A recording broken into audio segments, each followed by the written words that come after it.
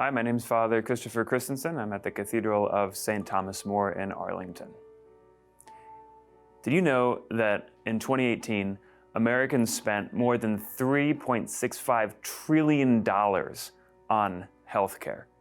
That's more than the GDP of countries like Brazil, Mexico, Spain, Canada. It's a lot of money.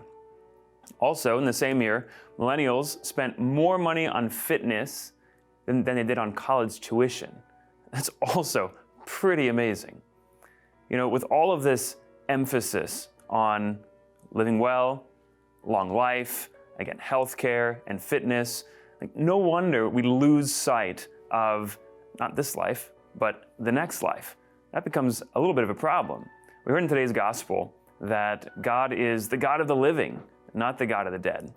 And so it's important for us to recognize our true purpose. It's important for us to recognize what we're here for, what we're meant for, and where we are going. And also to remember that we're not just physical beings. We are, in fact, spiritual beings as well. We have a soul, right?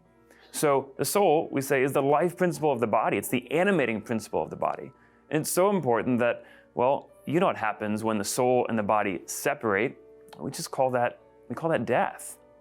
So the temptation in today's world, I think, is to overemphasize either the fact that we are physical or to overemphasize the fact that we are spiritual.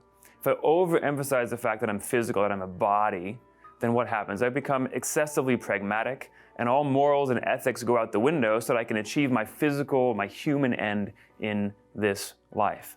If I overemphasize the spiritual, well, what happens there is I have a kind of a spiritualism, which is a hatred in the end for the body. I have to escape the body, get out of the body.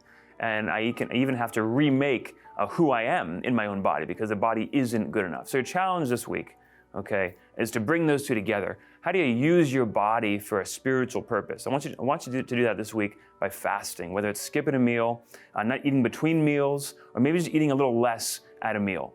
And I want you to do all of that for the sake of the Lord. Don't be afraid to take the next step to drawing closer to Jesus. Just say yes. Subscribe here to 2 Minutes to Virtue.